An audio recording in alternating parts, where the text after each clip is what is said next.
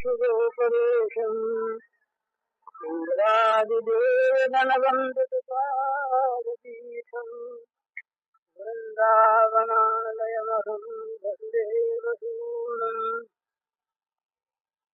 नवजलधरवरणम् चम्प्रकोटभासिकरणम् विकसितनलिनाश्रियम् विस्फुरन्मन्दहास्यम् कनकरुचिरुकूलम् चारुबर्हावधूलम् कमपि निखिलसारम् नौमि गोपीकुमारम् वंशीविभूषितकरान् नवनीरदाभात् पीताम्बराधरुणबिम्बफलाधरोष्ठात् पूर्णेन्दुसुन्दरमुखादरविन्दनेत्रात् कृष्णात् परम् किमपि तत्त्वमहम् न जाने ध्यानाभ्यासवशीकतेन मनसा तन्निर्गुणम् निष्क्रियम् ज्योतिः चिन्तन योगिनो यत्परम् पश्यन्ति पश्यन्तु ते अस्माकम् तु तदेव लोचनचमत्काराय भूयाचिरम् इन्दीपुलिनेषु यत्किमपि तन् नीलम् अहोधावति।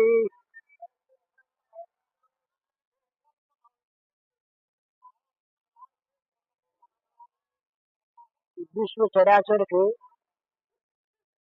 समस्त प्राणियों के रूप में प्रकट अखिल विश्वात्मन भगवान के चरणों में नमस्कार। आपका तो नमस्कार। और वह प्रसंग शुरू हो चुका, इसलिए कुछ उस पर कहा जाए तो ठीक। वैसे तो वे 9 सार्वभौम धर्म ही हैं, परंतु ये प्रेम के प्रसंग में उनका एक बहुत बड़े प्रेमी विद्वान के द्वारा कहा गया है, तो वे बड़े सहायक होते हैं प्रेम मार्ग में। और एक बहुत अच्छे पुरुष ने हमसे कहा है कि जो कोई प्रेम मार्ग में जाना चाहें या जाते हैं, उनसे इन 9 बातों का आचरण करने की बात कहनी चाहिए। इससे प्रेम की परिपुष्टि होगी, परिवर्धन होगा, निर्मलता आएगी और शीघ्र प्राप्त होगा प्रेम। तो ये 9 बातों के लिए ऐसा कहा है कि जब प्रेम के भाव का अंकुर पैदा होता है किसी प्रेमी सज्जन के हृदय में, भगवान के जन के हृदय में, तब ये चीजें उसमें स्वाभाविक आती हैं। तो जिनके स्वाभाविक हैं उनको ये बढ़ानी चाहिए, और जिनमें अभी तक इनका प्रादुर्भाव कम है इनको अपने अंदर इन्हें उत्पन्न करना चाहिए और इनको अपने जीवन में उतारना चाहिए। 9 बात है: शांति, अव्यर्थ कालत्व, विरक्ति, मान शून्यता, आशा बंध, समुत्कंठा, नाम गान में नित्य रुचि और भगवान के गुण के गान करने में आसक्ति और भगवान के लीला स्थलों में प्रीति। ये 9 चीज हैं। तो इन पर थोड़ा सा विचार करें। सबसे पहली चीज है शांति। शांति के साधारणतया 2 अर्थ हैं, क्षमा और सहिष्णुता। और इनकी बड़ी भारी आवश्यकता है प्रत्येक उन्नति चाहने वाले व्यक्ति के लिए। जब तक सहिष्णुता नहीं है और जब तक क्षमा नहीं है, तब तक भक्ति का प्रादुर्भाव नहीं होता। भगवान ने गीता के 12वें अध्याय के 13वें श्लोक में क्षमी लक्षण बताया है भक्त का। क्षमावान हो, जो सह ले और केवल सह न ले, जिसने दुख दिया हो उसका भला करे। एक बहुत समझने की चीज है अक्रोध और क्षमा, इन दोनों का मुनि महाराज ने अलग अलग उल्लेख किया 10 धर्मों में। तो अक्रोध का नाम क्षमा नहीं है। मैंने किसी आदमी के द्वारा हमारा कोई बुरा हो जाए, प्रथम तो बहुत दफे हुई इस प्रकार की कल्पना कर लेते हैं कि अमुक ने हमारा बुरा किया। वो बुरा करता नहीं, पर हमारे मन में चूंकि उसके प्रति कुछ द्वेष की, कुछ दूसरे भाव की कल्पना होती है, इसलिए हम मान लेते हैं कि वो हमारा बुरा कर रहा है, कल्पना होती है। दूसरी बात, किसी के बुरा करने पर हमारा बुरा कभी होता नहीं, ये सिद्धांत है। हमारा बुरा तभी होगा यदि उस बुरा होने योग्य हमारे कर्म पहले से बने हुए होंगे और वो फलदानी उन्मुख होंगे। मैंने बिना प्रारब्ध के हमारा बुरा कोई कर नहीं सकता। हमारा बुरा कोई करना चाहता है यदि, तो वो हमारा बुरा तो कर नहीं सकता, उसका अपना बुरा हो जाता है। तो इसलिए हमारा बुरा करने पर भी हमारे मन में क्षोभ न हो, इसका नाम तो है अक्रोध। अहित करने वाले के प्रति भी प्रतिकूल से प्रतिकूल आचरण हमारे प्रति हो जाने पर भी हमारे मन में क्रोध न आवे, उसका बदला लेने की, दंड देने की क्षमता होने पर भी मन में क्रोध न पैदा हो। ये जहां पर बदले में बहुत बड़ी शिक्षा मिलने की, दंड पाने की संभावना होती है, वहां तो क्रोध अपने आप दब जाता है, चाहे मन में भले ही रहे। बोले 1 मारेंगे तो 5 मारेगा, तो वहां तो दब जाता है, अंदर तो नहीं दबता। तो बदला लेने की, प्रतिशोध लेने की, दंड देने की क्षमता होने पर भी सच्चे अपराधी के प्रति भी मन में क्षोभ न होना, इसका नाम तो अक्रोध है। पर ये नेगेटिव चीज है, नकारात्मक है, नहीं हुआ, कुछ होना चाहिए। तो क्षमा उससे आगे बढ़ती है। क्षमा उस क्रोध, उस बुरा करने वाले का भला करने में प्रवृत्त करती है मनुष्य को। किसी आदमी में किसी के रुपए पावने हैं और वो उससे मांगता नहीं, लेता नहीं, जानता उसके पास है नहीं, या अपने पास बहुत है, क्या मांगना है, पर रुपए खाते में नाम लिखे हैं और खाता बराबर नहीं किया, उसने मर गया, तो उसके वारिस रुपए मांग सकते हैं उससे। अब आजकल कानून से तिमादी हो जाए वो अलग चीज है, ईमानदार के लिए कभी तिमादी नहीं होती। तो रुपए अगर खाते में नाम लिखे हैं तो उसके वारिस मांग सकते हैं, और कहीं कोई न रहे, अगर गवर्नमेंट के पास सारा अकाउंट उसका चला जाए तो सरकार भी खाता देख के रुपए वसूल कर सकती है। परंतु यदि वो बट्टे खाते लिख करके खाता दोहरा कर दे तो कोई नहीं मांग सकता। तो क्षमा ये काम करती है, खाता दोहरा कर देती है। मने किसी के अपराध का उसे दंड मिलता है, अपराध जिसका किया उसका, उसके न देने पर भी भगवान के द्वारा जो शक्ति दंड विधान करती है, वो शक्ति हम चाहे न चाहें वो विधान करेगी अपने विधान की रक्षा के लिए। परंतु हम यदि उसको क्षमा कर दें, हम यदि उसका खाता दोहरा कर दें, तो फिर उस पर दंड नहीं होता। तो इसी प्रकार से अपराध करने वाले के लिए भगवान से प्रार्थना करना। अपने प्रहलाद की एक कथा आती है बड़ी सुंदर। प्रहलाद बड़ा सहनशील, संड और अमर्क ये दो गुरुपुत्र रहे उसके, विष्णु पुराण की कथा है। उनको बुला करके हिरण्यकशिपु ने बड़ा विराहना दिया कि तुम लोगों ने पाठशाला क्या खोल रखी है, तो बच्चों को बिगाड़ने का स्कूल खोल रखा है, हमारा बच्चा बिगड़ गया और वो शत्रु की तारीफ करने लगा और हमारी व्यवस्था को मिटाने लगा, तुम लोग कुछ नहीं करते, दंडार रहो, तुम्हें दंड मिलेगा। उन्होंने कहा महाराज अब देखेंगे, हमने तो कोई भूल तो नहीं की, ये बच्चा ही ऐसा है, न मालूम इसके दिमाग में क्या फितूर भर गया है, ये करता ऐसे, खुद भी ऐसे करता है, बच्चों को इकट्ठा कर लेता है, ये उनको भी समझाता है। तो बोले तो और बड़ा अपराध, ये तो हमारे विरुद्ध क्रांति की सारी योजना बना रहा है, ठीक करो। अच्छी बात, तो कुछ और उपाय नहीं चला, तो शंडा नरक ने दोनों ने अभिचार किया, कृत्या को उत्पन्न किया उन्हें मारने के लिए। कृत्या उत्पन्न हुई, कृत्या ने मारने का आयोजन किया और कृत्या प्रहलाद को नहीं मार सकी, भगवान के द्वारा सुरक्षित था, तो कृत्या ने प्रत्यावर्तित होकर लौटकर इन दोनों गुरुपुत्रों को मार दिया। अब गुरुपुत्रों के मर जाने पर प्रहलाद को शोक हो गया, इसको दुख हो गया। अपने लिए दुख नहीं, तो अपने को मारने का आयोजन करने वालों के लिए दुख हो गया। प्रहलाद ने प्रार्थना की भगवान से, वहां पर दुखी होकर कहा कि भगवान मेरे कारण से दो ब्राह्मण ये मारे जा रहे हैं, ये बड़ा अपराध मेरा।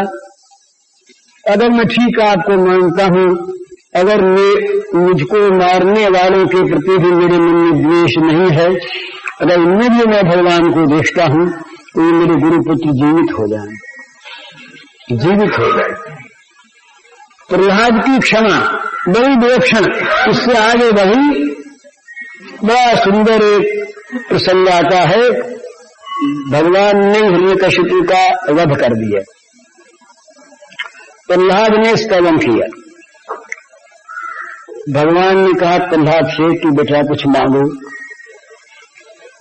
तो पहले तो प्रहलाद के समझ में नहीं बात आई कि ये भगवान मांगने की चीज क्यों कह रहे हैं, भला ये मांगने और लेने का क्या प्रश्न यहाँ पर है। ये हम लोग जो बात बात में सकाम भाव रखते हैं ना, इनके तो समझ में निष्काम नहीं आता, और जो मांगना जानते नहीं उनको मांगने की कोई बात कहे तो उनके समझ में नहीं आती कि क्या कह रहे हैं, वहां मांगना लेना क्या है। तो प्रहलाद ने बात को ठीक समझानी, तो बोले महाराज ये तो आप यहाँ ये अप्रासंगिक बात कहिए, तो बनियों की बातें महाराज, बनिए लोग जो माल बेचते हैं और उसके बदले में दाम लेते हैं, जो सेवक सेवा करे वो मांगेगा क्या और लेगा क्या। अगर वो ऐसा है तो नसभृत्य सदैव बने, वो तो सेवक है नहीं, वो तो बनिया है, वनिक है। तो भगवान बोले अच्छा भैया कोई बात नहीं, तुम कुछ मांगो। तो प्रहलाद ने सोचा कि शायद कुछ मांगने की बात मन में रही होगी, कभी सरकार कह रहे हैं। तो बोले महाराज अच्छी बात, आप देना चाहते हैं तो ये दे कि मेरे मन में कभी मांगने की भावना पैदा ही न हो। तो ये वरदान मांग लिया। ये मांगने के पश्चात एक बड़ा चमत्कार हुआ, प्रहलाद के मन में मांगने की आ गई। भगवान जानते थे ना कि कुछ ये मांगना चाहेगा, कुछ चीज इसके अंदर अवशेष है मांगने की, तो वो चीज प्रहलाद के योग्य है और कहीं नहीं मिलती वो चीज। प्रहलाद ने कहा महाराज एक चीज मांगने के मन में आ गई। कहा मांगो, बोलो। प्रहलाद क्या मांगता है? प्रहलाद कहता है भगवान मेरे पिता ने बड़ा तिरस्कार किया आपका, बड़ी गालियां दी आपको, मेरे पिता की सदगति हो गया प्रभु। अब देखिए मांगा नहीं, न मांगने की भगवान से वरदान की बात मांगी, और मांगा तो क्या मांगा, जिसने जीवन भर दुख दिया, जिसने जीवन भर बारंबार मारने की कुचलवाने की चेष्टा की, उस पिता के उद्धार के लिए, उसकी सदगति के लिए अपने न मांगने का व्रत तोड़कर मांग लिया। ये क्षमा, प्रहलाद की इस क्षमा को देखकर भगवान प्रसन्न हो गए।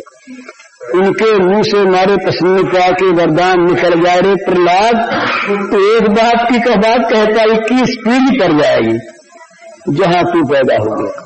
अब देखिए शांति।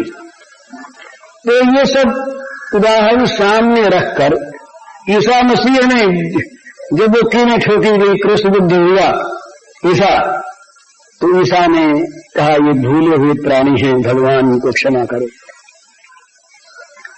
तो इस प्रकार से सहिष्णुता या क्षमा ये प्रेमी ऊंचे प्रेमी यदि किसी के कहने पर बात बात में वो उखड़ पड़ता हो, गिरासी बात किसी के सही सहन नहीं, वहां तो उलाहने वाला नहीं मिलेगा।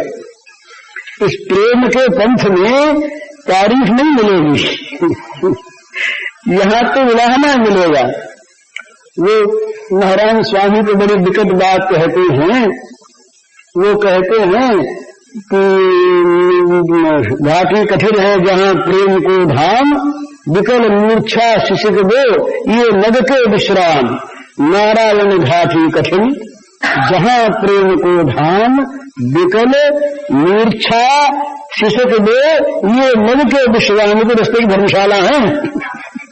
किसी को प्रेम के मार्ग में चलना हो और रास्ते में कहीं विश्राम करने की आवश्यकता पड़ जाए तो विश्राम कहाँ करें?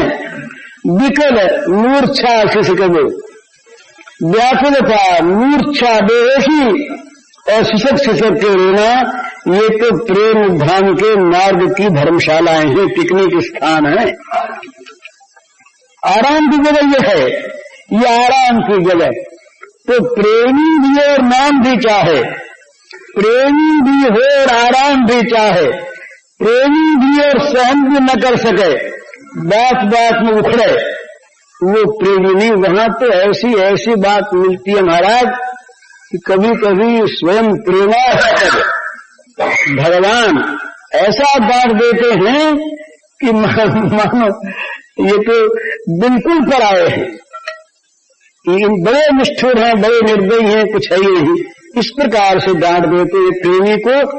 पर प्रेमी कहता है कि तुम डांटते हो ना, तुम अपना नहीं मानते तो डांटते कैसे? एक बड़ी सुंदर एक बंगाली कवि की कविता है, एक भक्त की, जो कविता मुझे याद है, उसका भाव बताता हूं। एक देवी थी पत्नी, किसी की धर्म पत्नी थी, तो उस पति ने उसका परित्याग कर दिया, दुहागिन हो गई और पति उसे दुख देता। तो उससे किसी ने कहा कि तुम ऐसे पति का भी तुम नाम जपती हो, तुम उसके प्रति भक्ति रखती हो, ये क्यों रखती हो भला? तो उसने कहा कि मैं क्या ये चाहती हूं कि मुझे वो भोग सुख दे, मैं क्या ये चाहती हूं मेरा वो सम्मान करे? मेरा सबसे बड़ा सुहाग ये है कि मुझे याद रखते हैं, अपना मानते, याद न रखते, अपना न मानते तो दुख कैसे देते? दूसरे को तो दुख देने पर मुझे डरना पड़ता है ना। मुझे वो दुख देते हैं, मुझे वो सताते हैं, मेरे लिए वो इतने कड़े बन जाते हैं, तो इसका अर्थ यह है कि उनके हृदय में मेरी मध्य स्मृति रहती है। चाहे दुख देने के लिए स्मृति रहे तो स्मृति रहती है ना। तो इससे बढ़कर मेरे लिए सौभाग्य क्या होगा? ये सहनशीलता, शांति, बुरे बर्ताव में भी अच्छाई दिखती है। और ये चीज बड़ी सुंदर है इस प्रेम मार्ग में कि प्रीतम का दोष कभी दिखता ही नहीं। वो जो चातक की कल्पना की तुलसीदास जी ने, ये बड़ी सुंदर चीज ठीक समझ लेने की है। वो कहते हैं कि बरख परख पाहन पद पंख करे चुक चूक, तुलसी परी न चाहिए चतुर चातक ही चूक। वो मेघ बरसे नहीं, प्यास मार ले, ये अलग चीज, परंतु वो बड़े कठिन कठिन पत्थरों को बरसाकर और सारे पांखों को तोड़ डाले, तब तो वो चातक बेचारा ये कहे तो क्या अपराध कि देखो हमने इतना भजा, न मिले, न सुख दिया, न बरसाया चातक के लिए स्वाति की बूंद का जल, और ये मार क्यों दिया, पाखंड टुकड़े क्यों कर दिए, वो तब भी प्रेम करता है। तो तुलसीदास जी कहते हैं कि भाई वो प्रेम क्यों करता है, तो कहा वो प्रेमी है, वो लेन देन करने वाला, नाप तोल करने वाला व्यापारी नहीं। जगत में चात चित करो प्रिय तयोद के दुख, तुलसी प्रेम तयोद है कहां न मापन जोख। वो कहते हैं कि अपने प्यारे मेघ के दोष उस चातक के चित्त में कभी उदय ही नहीं होते। क्यों नहीं उदय होते कि तुलसी प्रेम तयोद है, वहां तो प्रेम का समुद्र लहरा रहा है, मापन जोख, वहां माप तोल नहीं, लेन देन नहीं, व्यापार नहीं।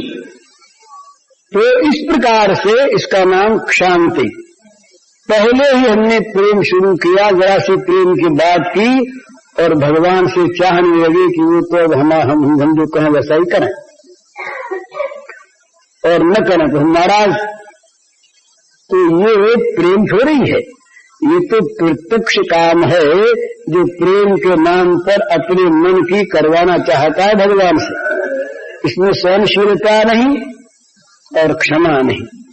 तो अपने मन में इस प्रकार का भाव रखे कि पहाड़ टूट पड़े, अपने ऊपर आग लग जाए, अपने मन से सारी विपरीत बातें भगवान कर दे। हम जो चाहते उसे न करें और जो न चाहते उसे बार बार करें।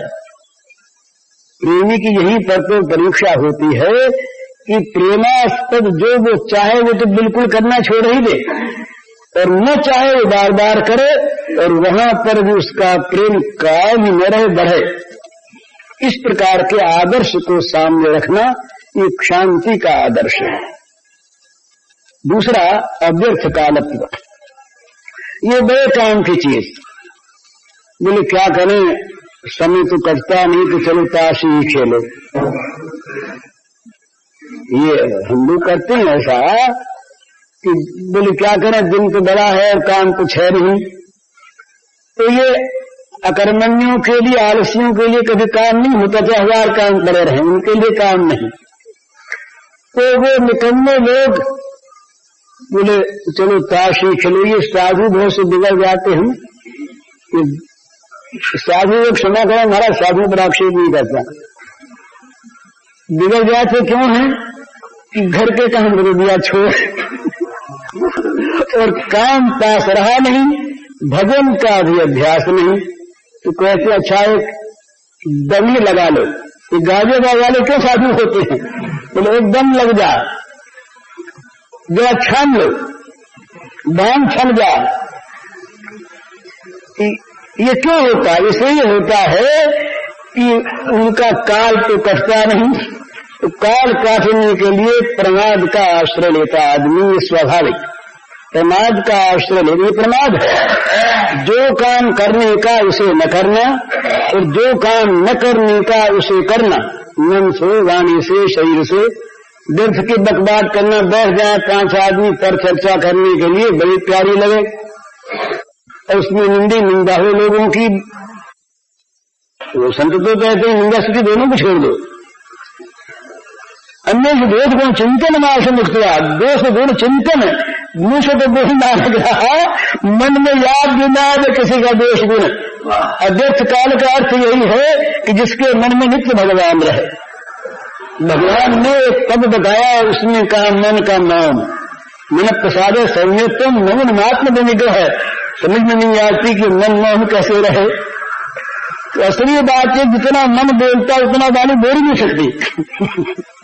मन जितना बोलता है उतना बोलने के लिए वाणी के पास न शब्द है और न समय है। थोड़े से समय में जितना मन बोल जाता है और ऐसी मूक भाषा में बोल जाता है कि उसका उद्धरण करना, उसका अनुवाद करना मुश्किल है वाणी के द्वारा। तो अव्यर्थ काल का अर्थ यह है कि व्यर्थ में मैंने भगवान के सिवा प्रेमी अपने प्रेमास्पद श्री कृष्ण श्याम सुंदर राघवेंद्र भगवान शंकर जो कि उसका प्रेमी हो, प्रेमास्पद हो, उसके सिवा दूसरे के चिंतन में, दूसरे के कथन में, दूसरे के श्रवण में कभी भी अपने समय को न खो गए। लगाने में तो खोता है,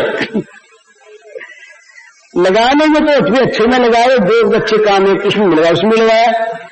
यहाँ तो खोना है, व्यर्थ न खो गए अपने समय को, काल को। ये समझे कि एक एक जीवन का श्वास ये हमारे प्यारे की संपत्ति है, भगवान की संपत्ति है। हमारा श्वास, हमारा जीवन हमारा नहीं, भगवान की संपत्ति है। तो हमारा प्रत्येक श्वास भगवान की सेवा में लगे, तब तो जीवन हमारा सार्थक। और एक श्वास भी यदि दूसरी किसी स्मृति में लगा, दूसरे काम में लगा, तो इतना व्यर्थ गया। तो ये इस प्रकार की जब मन में किसी के दृढ़ भावना हो जाए तभी होता है। तो क्षण भर के लिए भी भूल जाना उसको अच्छा नहीं लगता, दूसरा काम सुहाता नहीं। ललित किशोरी जी के पास गए लोग, घर वाले गए, घर वालों ने जाके कहा कि ये शाह जी दो भाई रहे, ये लखनऊ के रहे, बड़े आदमी रहे। तो घर वालों ने जाकर के कहा, उनकी दशा देखी, पड़े हुए मिट्टी में, धूल में पड़े, लौट रहे ब्रज में, समझाया बुझाया, कहा भाई कुछ तो ले लो, कुछ तो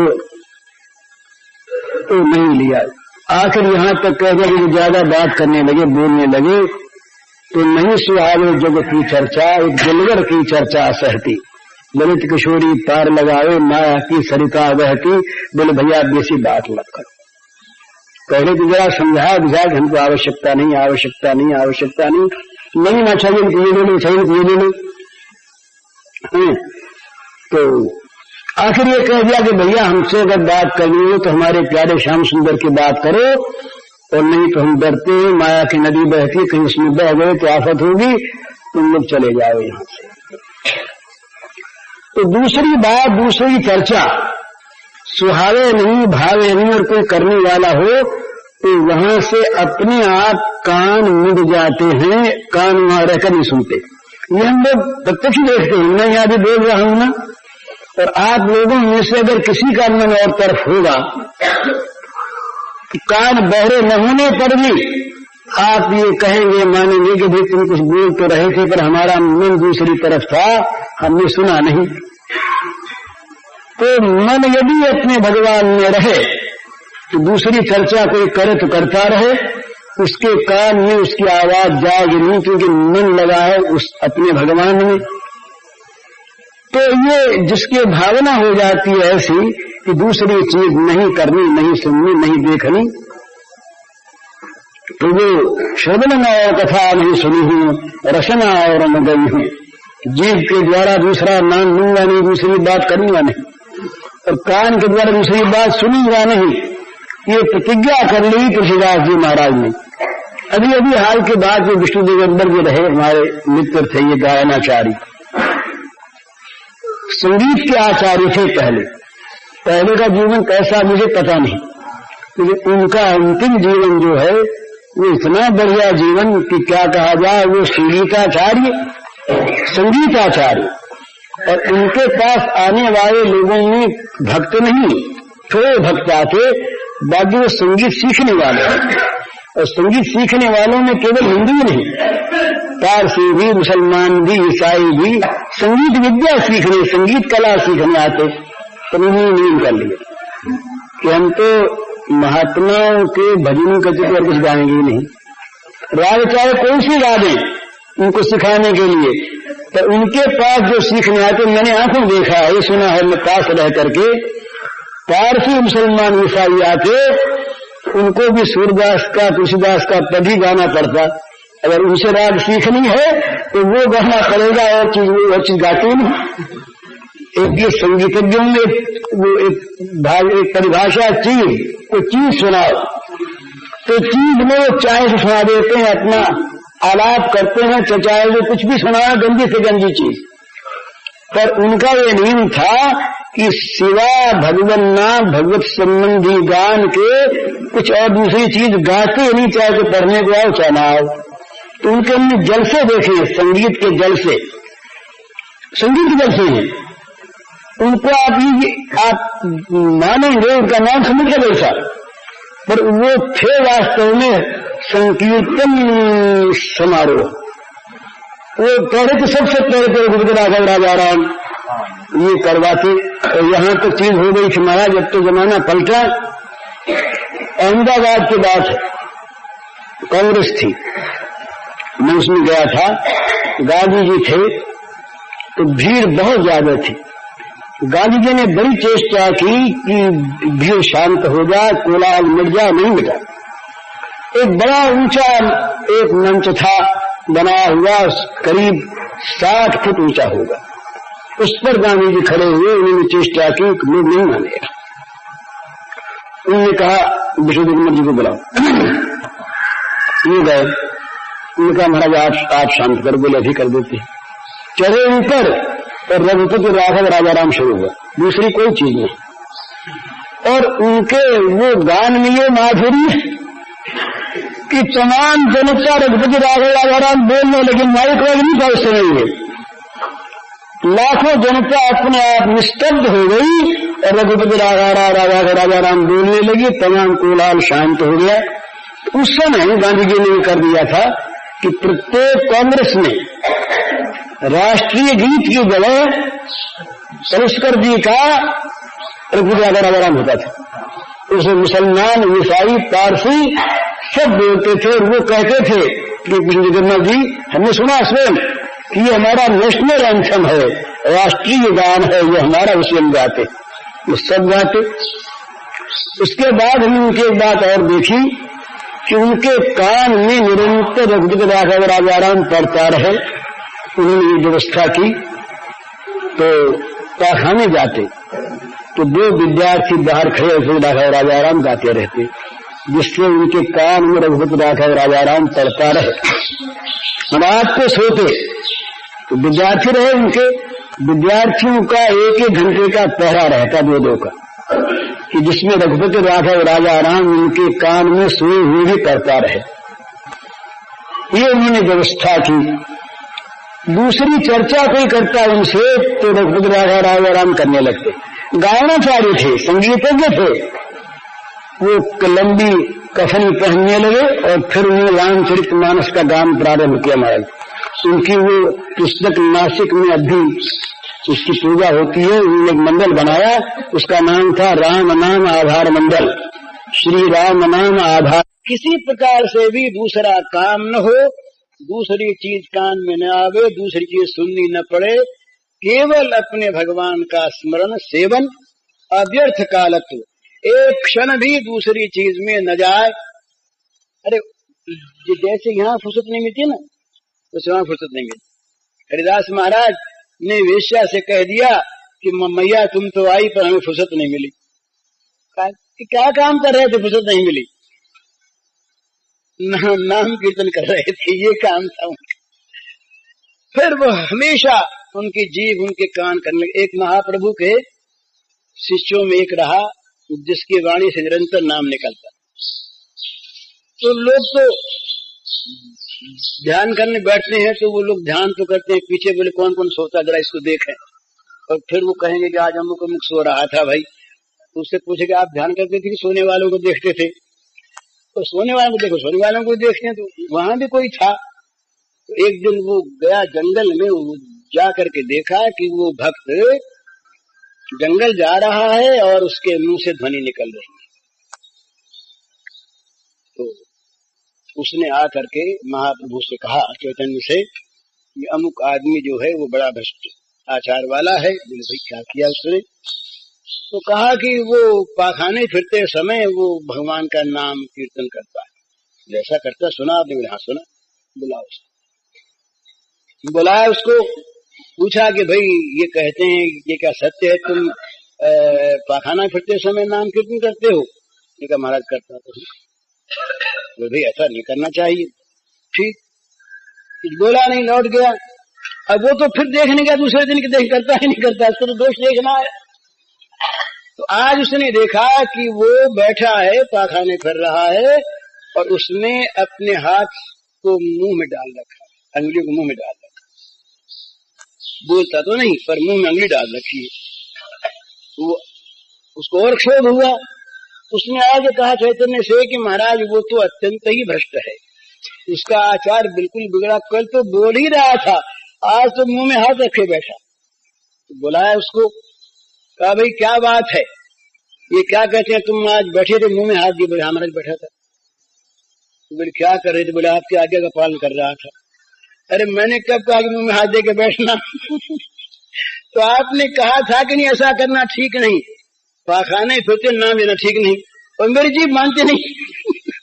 तो मैं जीभ को पकड़े बैठा था। क्या करता बताइए? आपकी आज्ञा मुझे पालन कर रही थी और मेरी जीभ मानती नहीं, तो मैं करता क्या? जीभ को पकड़े बैठा था कि मेरी जीभ बोल न जाए। तो महाप्रभु ने कहा भैया बताओ क्या करें इसका?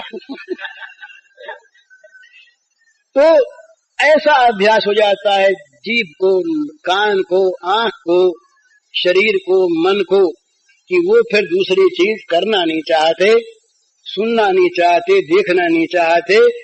प्रत्येक क्षण उनका बीतता है अपने प्रियतम की सेवा में। इसका नाम है अव्यर्थ कालत्व। अव्यर्थ कालत्व। तीसरी चीज बड़ी आवश्यक है, संक्षेप में कह रहा हूं मैं। तीसरी बड़ी आवश्यक चीज है विरक्ति। हम लोग जहाँ प्रेम प्रेम चिल्लाया करते हैं ना, वहां कह देते हैं प्रेम में वैराग की आवश्यकता नहीं। मैं भी कहा करता हूं बहुत बार ऐसा। तो वो हो सकता है कि प्रमाद हो सकता है सिद्धांत हो। प्रेम में वैराग्य करने की आवश्यकता नहीं है, पर प्रेम के राज्य में विषय विराग का प्रवेश, विषय के राग का प्रवेश नहीं है। कोई राग हो तो वैराग्य करना पड़े। यदि विषय राग है तो प्रेम के राज्य में प्रवेश नहीं है महाराज। विषयासक्ति जिसके मन में है उसका भगवान के प्रेम के राज्य में प्रवेशाधिकार नहीं है, प्रवेश नहीं उसका। तो वहां वैराग्य करना क्या पड़े? राग हो तो विराग करे। तो ये विरक्ति उसका लक्षण। ये तो कहा ना ये चीजें उत्पन्न होती है, ये नहीं जाती, उत्पन्न होती है उसमें विरक्ति। माने संसार के प्राणी पदार्थों से, संसार के विषयों से, भोगों से, लोक परलोक के समस्त भोगों से उसके मन में स्वाभाविक वितृष्णा हो जाती है। उनकी तरफ मन जाता ही नहीं। दोष दुख देख करके मन को हटाना ये वैराग्य का अभ्यास है, ये ज्ञान का साधन है। परंतु वहां दोष दुख देखने की तो तब आवश्यकता हो जब वो चीज हो। तो वहां पर तो भगवान का अनुराग चित्त पर छा जाता इस प्रकार से कि विषय की स्मृति नहीं होती उसमें। तो विषय सेवन कहाँ से हो, विषयों में आसक्ति कहाँ से रहे? तो वहां ये परीक्षा होती है अपने मन में अपने आप की, कि हम अपने मन में अपने को प्रेमी मानते हैं तो विषयानुराग है कि नहीं। वहां ये चीज नहीं है। एक और समझ लेने की बात है, विषयानुराग न होने का अर्थ विषयों का परित्याग नहीं है। वहां पर स्वरूप से भगवान में आत्यंतिक आसक्ति है और घर का प्रत्येक पदार्थ ये भगवान की सेवा में समर्पित होकर उनकी वस्तु बन चुकी है।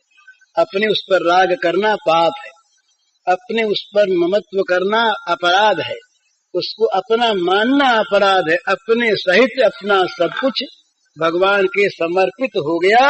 अब भगवान की वस्तु के संभाल भले ही करें। वो श्री यशोदा मैया के लिए एक बार ऐसी बात उठी। अब रात दिन घर के काम में रहने लगी।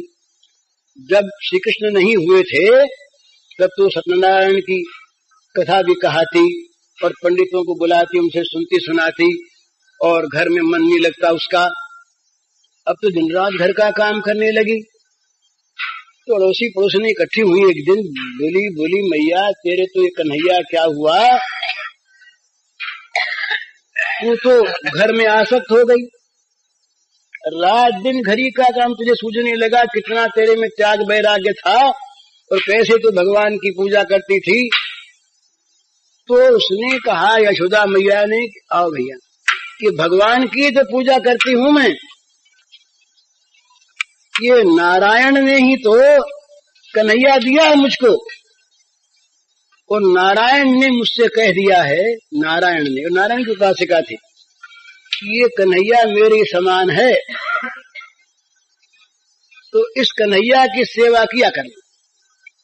तो मैं घर संभालती हूँ, क्या मेरे लिए संभालती हूँ? अरे गायों को न संभालूं और अच्छा दूध न दुआ जाए, कन्हैया को न मिले तो उसको दुख होगा।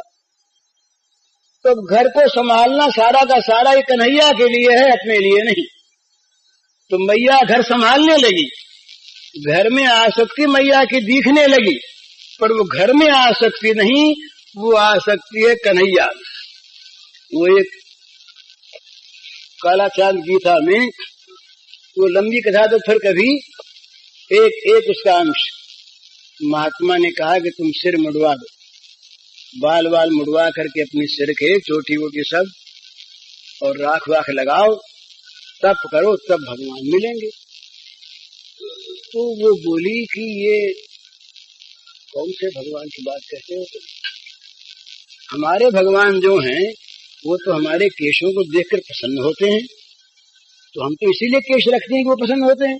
माने केशों में राग नहीं है बाल संवारे जाएं या मुड़वाए जाएं, वो अगर चाहें कि तुम बाल मुड़वा दो तो अभी मुड़वा दें, और वो चाहते हैं केश रखो तो अभी रखें। तो उनके लिए बोले, हम जब अपनी ये कृष्ण केशों को देखती हैं, कभी कभी हमारे प्राणनाथ जब बाहर गए तो उनकी याद करनी पड़ती है ना हमको, तो लंबे हमारे केश उनको सामने कर लेते हैं, कृष्ण केश हैं तो स्मृति हो जाती, इसलिए हम बालों को रखते हैं। हमें बालों की शोभा से क्या मतलब है? निजांगम पिया गोप्यो ममित समुपासते ताभ्याम बिना नमी पार्थ निगूढ़ प्रेम भाजनम।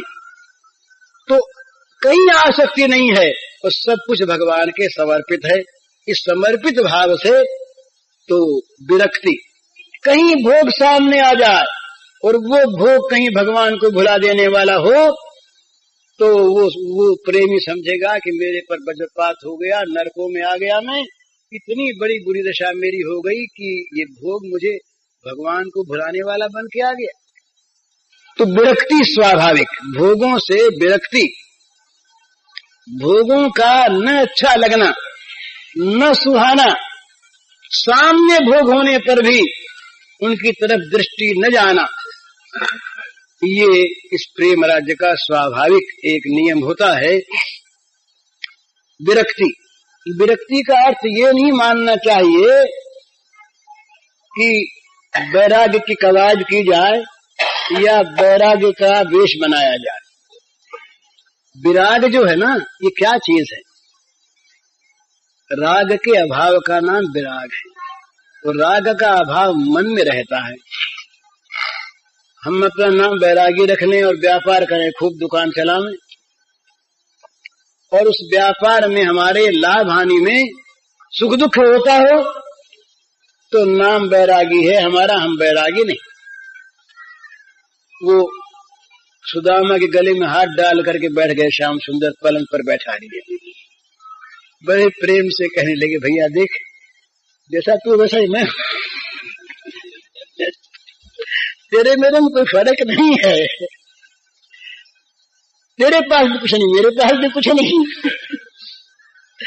माने जो विषय स्वरूप से परित्यक्त है और मन से भी सुदामा के पास, श्री कृष्ण के पास भी कोई विषय नहीं है, वो अपने आप ही है, दूसरे कोई चीज उनके पास है नहीं।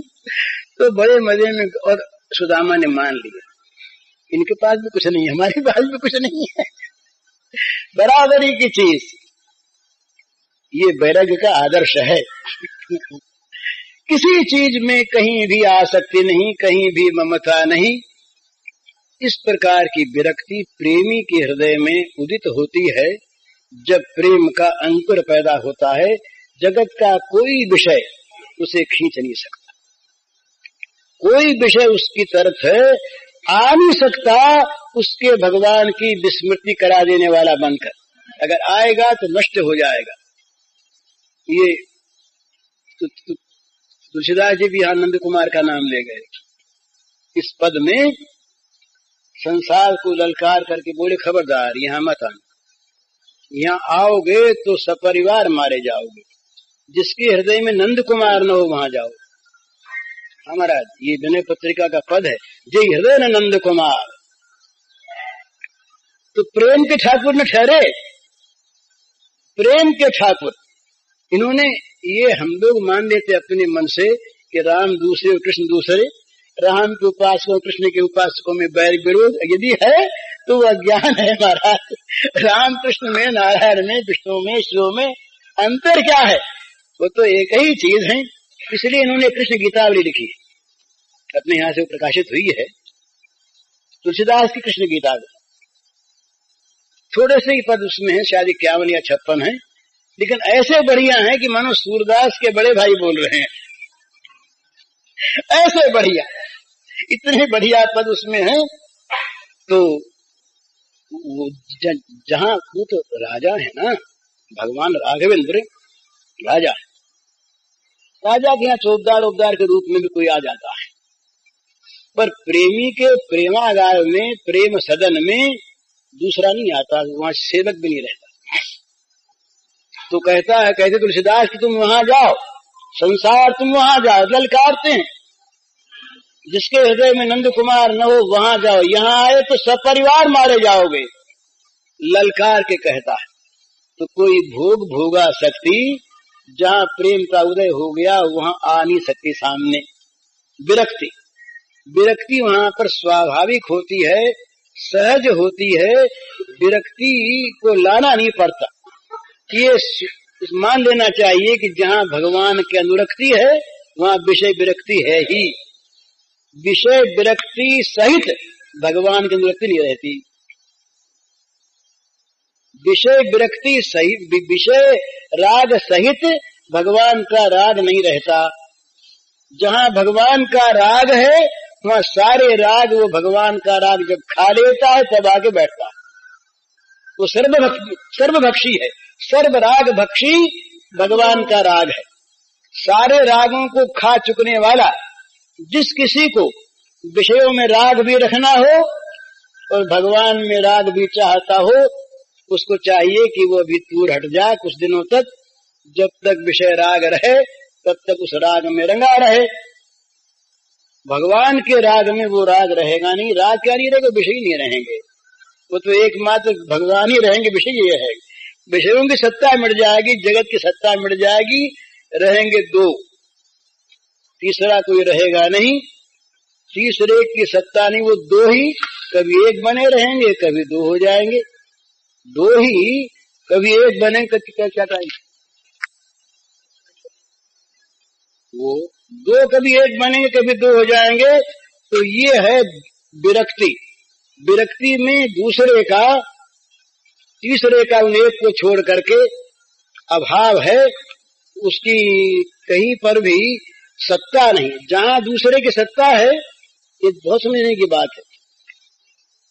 भगवान के प्रेम में दूसरा कोई प्रेमास्पद जरा से काल के लिए, जरा से रूप में भी नहीं आ सकता।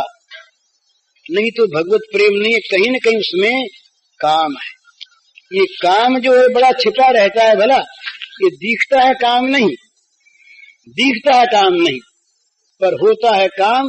वो दूसरे की सत्ता को स्थापित करके प्रेमास्पद से क्षण भर के लिए भी मन को हटा देता है। तो ये बड़ी बुरी चीज। तो अब ये 10 मिनट रह गए हैं, एक पद सुना देता हूं मैं आपको। बच रहे थे दो, नहीं जग भान था, जगत ही नहीं, बच रहे थे दो, नहीं जग भान था, लोक सत्ता का मिटा सब ज्ञान था, नहीं कुछ कर्तव्य मन में शेष था, नहीं तिल भर जगत स्मृति का शेष था। जगत की स्मृति भी नहीं रहनी चाहिए। मिट गया तब भोग का अस्तित्व था, कर्म था न कहीं तनिक कर्तृत्व था, न कर्म न कर्ता पर। मिट गया सब भोग का अस्तित्व था, कर्म था न कहीं तनिक कर्तृत्व था, मैं तथा मेरे हृदय धन श्याम थे, खेलते रहते सदा अविराम थे। थी नहीं मन में कहीं कुछ वासना, थी नहीं कुछ भी किसी की त्रासना। अखिल प्राणी पदार्थ थे मन से हटे, सभी ममता राग के बंधन कटे। श्याम शेषी मैं उन्हीं की शेष थी, एक यह प्यारी अहंता शेष थी। अहंता है श्याम शेषी मैं उन्हीं की शेष थी, एक यह प्यारी अहंता शेष थी। एक प्रिय है प्रिया उनकी एक मैं, एक वे बस दूसरी हूँ एक मैं। एक ही एक नहीं दो से भिन्न कुछ भी था कहीं, सब सिमट मिटकर समाया था यहीं। चल रही दो में सदा रंगरेलियां, हो रही थी सुखमयी रस केलियां। था नहीं व्यवधान कोई भी कहीं, एक ही दो बने नीला रत वहीं। एक ही दो बने फिर दो मिटे, फिर एक ही बस हो गए, भेद सारे सब तरह के खो गए। मैं समाई श्याम में हो श्याम ही, प्रिया बन मुझ में समाये श्याम भी। कौन जाने श्याम है या राधिका, नहीं अब आराध्य है आराधिका। प्रेमाद्वैत मैं समाई श्याम में हो श्याम ही, प्रिया बन मुझ में समाये श्याम भी। कौन जाने श्याम है या राधिका, नहीं अब आराध्य है आराधिका। सब तरह घुल मिल हुए बस एक हैं, इंद्रियां मन चित्त मति न अनेक हैं। ये भी सब एक हो गए, एक थे पहले अभी भी एक हैं, यही दोनों की मधुमयी टेक है। तो इस तरह से जब एकत्व का संपादन हो जाता है, ये जहाँ शुरुआत होती है वहाँ विषयासक्ति रहती नहीं। ये भैया ऐसे ही है, विषयासक्ति वहाँ रहती नहीं। जहाँ विषयासक्ति रहेगी ये ध्यान रख लेना चाहिए, वहाँ भगवान का अनुराग उत्पन्न नहीं हुआ। और यदि हुआ कहीं तो उसमें बड़ी बाधा हमने डाल रखी है विषयासक्ति की। विषयों का अनुराग वहाँ टिक नहीं सकता, रह नहीं सकता। तो ये देखना चाहिए प्रेमी को कि हमारे मन में विषयानुराग है कि नहीं, और यदि है तो प्रार्थना करनी चाहिए वहाँ पर अपने सर्वशक्तिमान भगवान प्रेमास्पद से कि हे नाथ, हमारी सारी विषयासक्ति को तुम हर दो। हमारे वहाँ पर यही जो कल वाली बात है, हृदय की चाह यदि हमारी सच्ची होगी, हृदय के जीवन की चाह कि हमारे जीवन में विषयासक्ति न रहे, हमारे जीवन में विषयों का भोगों का मोह न रहे, और हम अपना जीवन भगवान को अर्पण ही करना चाहते हैं, ये जीवन की चाह होगी तो महाराज भगवान हमारे जीवन को खींच लेंगे और खींच करके अपने आप धो धुआ कर साफ कर देंगे। पूरा करकट साफ करना फिर उनका काम होगा, हमारा काम नहीं। हमारे जीवन की चाह होनी चाहिए सच्ची कि हम उनके प्रति अपने को समर्पित कर देना चाहते हैं बिना शर्त, और दूसरी किसी वस्तु में हम ममता राग नहीं रखना चाहते। वहाँ भगवान देखते हैं कहीं कहीं पर भाई ये चाहता है कि नहीं, मिटती तो नहीं बात है, नहीं अभी वो आसक्ति है, तो इसकी चाह है कि नहीं। तो कहीं ममता की चीज को थोड़ा सा छीनते हैं, वो कहीं ममता की चीज को छीनते हैं, और कहीं सांसारिक सुख जो उसके अनुकूल है उसमें प्रतिकूलता पैदा कर देते हैं। वहां पर वो प्रसन्न होता है या नाराज, उसके मन में क्षोभ होता है या भगवान के विधान पर, मंगलमय प्रभु की सुखमयता पर विश्वास करके शांति। ये संसार में जो कुछ भी होता है ये एक बात पे ध्यान रखने की होना ही है अवश्य, इसको बदलने की चेष्टा न करे, कोई लाभ नहीं।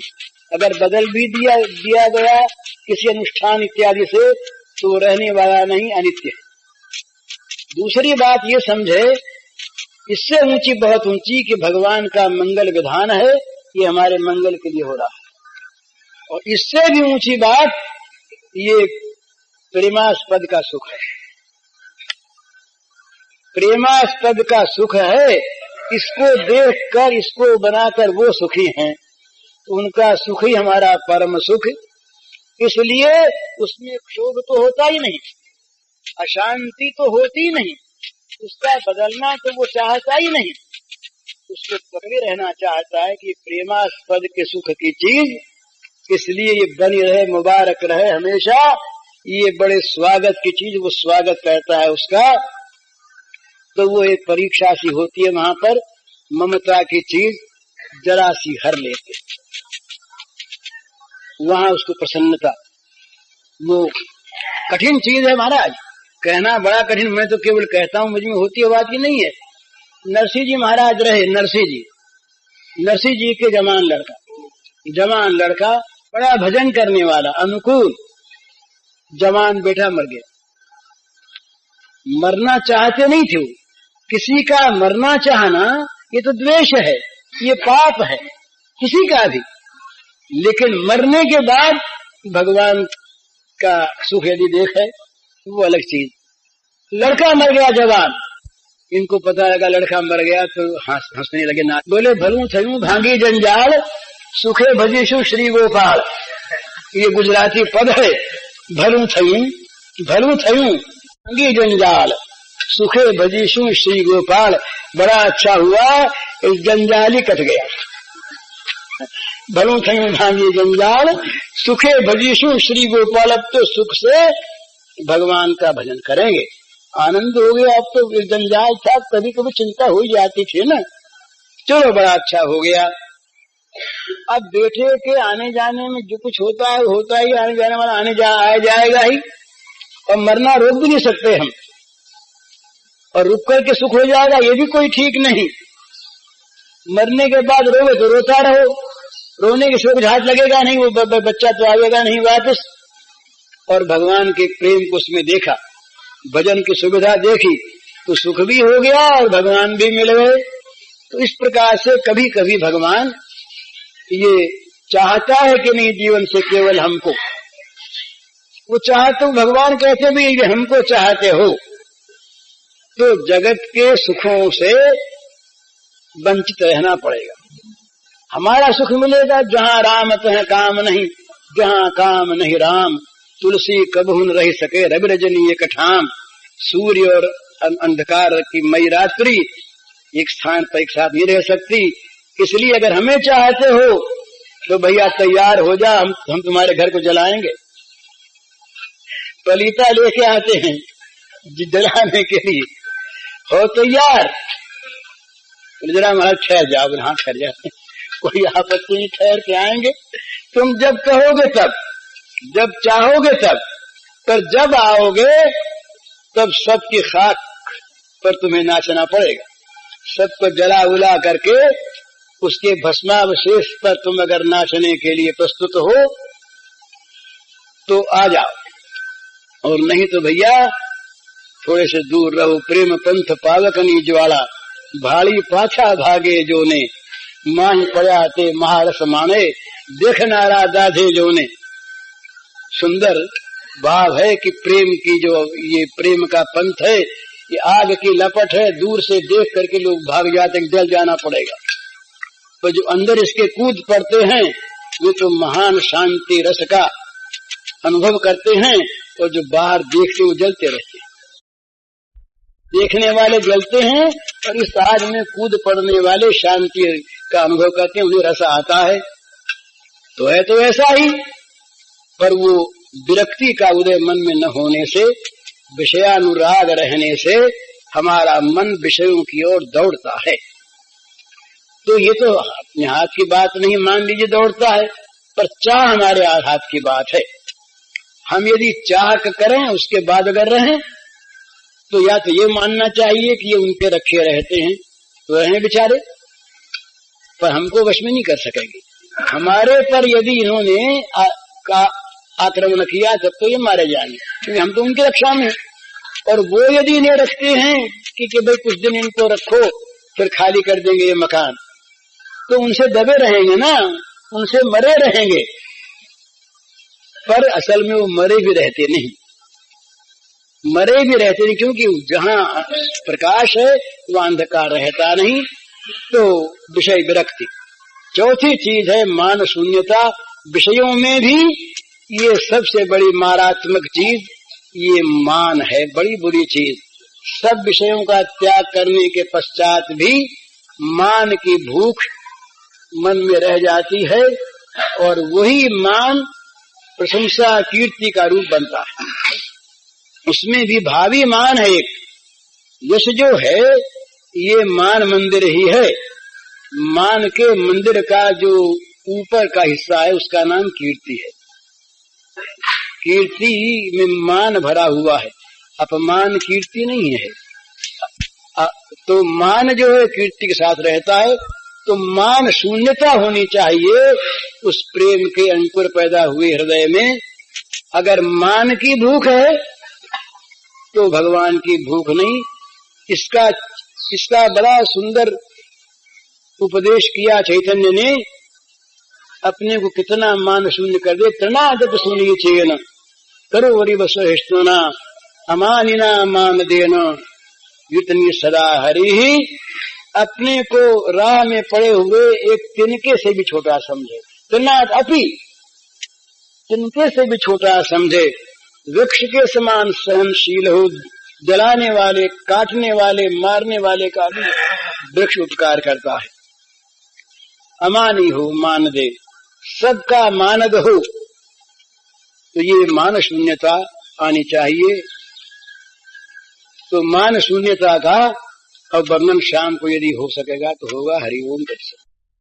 पूज्य श्री भाई जी के इस प्रवचन का शीर्षक है प्रेम मार्ग में सहायक सूत्र, और इसका कैसेट संख्या है 50।